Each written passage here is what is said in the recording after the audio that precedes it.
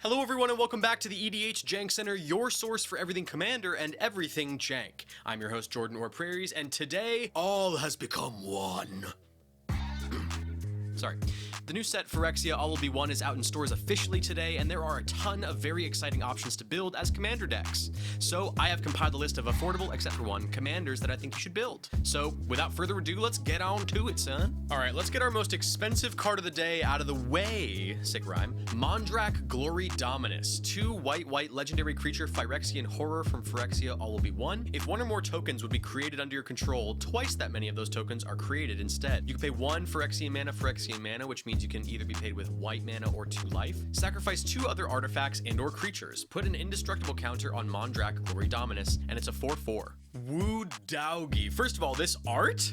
Ugh. Wow, that was a sound that I pictured in my head pretty clearly, but wasn't sure that I could pull it off, and I did. Go me. Anyways, this just doubles your freaking tokens, man. It's so good. And because we'll be doubling up on our tokens, we can easily activate that second ability. Now, at the time of making this video, this card is currently sitting at about $35, so I am by no means telling you to go out and buy this single. That's a lot of money up front. I totally get it. But listen, if you open this in a pack, utilize it. My dream is to use this as a commander and then just play cards like Argivian Cavalier and just blink them back and forth and make like a ton of tokens from that. Because it's the Jank Center, baby. You know we gotta have that jank in there somewhere. Okay, second card up today, we got Glissa Sunslayer, 1 black-green legendary creature Phyrexian zombie elf from Phyrexia All Will Be One. It has first strike and death touch. Whenever Glissa Sunslayer deals combat damage to a player, choose one. You draw a card and you lose 1 life, destroy target enchantment, remove up to 3 counters from target permanent, and it's a 3/3. So the first thing I thought of when I saw all these abilities, double strike, baby. If Glissa is dealing combat damage twice, that means we get to have double the value from being able to trigger her ability twice. Now, obviously, double strike is more of a red and white thing. However, the double strike enablers that we do have in black and green point us in the direction of a Voltron build. And honestly, I love Glissa as a Voltron commander. Those first 2 stats really lend themselves to being a combat-focused commander. First strike and death touch is a very scary thing to deal with, dude. I'm just saying. All right, let's move on to our next commander, which is Graz Unstoppable Juggernaut. 8 colorless mana, legendary artifact creature Juggernaut from Phyrexia All Will Be One. Juggernauts you control attack each combat if able. Juggernauts you control can't be blocked by walls. Other creatures you control have base power and toughness 5/3 and are Juggernauts in addition to their other creature types, and it's a 7/5. I mean, this guy speaks for himself, man. Juggernaut tribal, need I say more?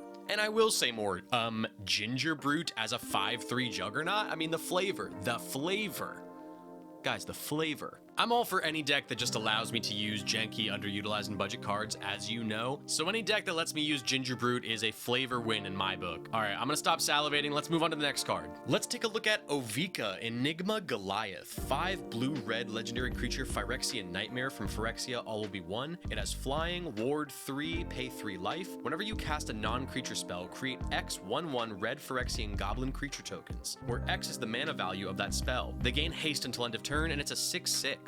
So right away, we got a nice Chungus, a 6/6 flyer with ward 3, pay 3 life. That means our opponents, if they want to target it with single target removal, they're going to have to pay 3 extra mana and pay 3 life. But then we see that this card can make so many tokens. I really love this card, and I want to build this deck really badly. Combine this with cards like Talrand, Sky Summoner, and Murmuring Mystic, and you are off to the races. Alright, I just want to say before we move on to our last card of the day, if you're really digging this content, make sure you check out the Patreon. The link is in the description below, and we've got lots of cool benefits for patrons, including a patron-only Discord, where we have chats about sets, spoilers, cards, anything and everything under the MTG sun, baby. We've got a really awesome, supportive community in there, and I'd love to have you come join us. So if any of that sounds appealing to you, just check out that link in the description. All your support helps me make more videos like this for you guys. Alright, moving on to our last commander of the day. This guy is really one of my faves. It's the Thronebreaker of Silence, 3 green legendary creature troll shaman from Phyrexia All Will Be One. This spell can't be countered. Trample. Thronebreaker of Silence can't be the target of non-green spells your opponents control or abilities from non-green sources your opponents control. As long as it's your turn, Thrun has indestructible and it's a 5/5. This just might be one of my favorite commanders ever. It's got me rethinking my Kosei Penitent Warlord build, man. Mono green Voltron with Thronebreaker of Silence is so money.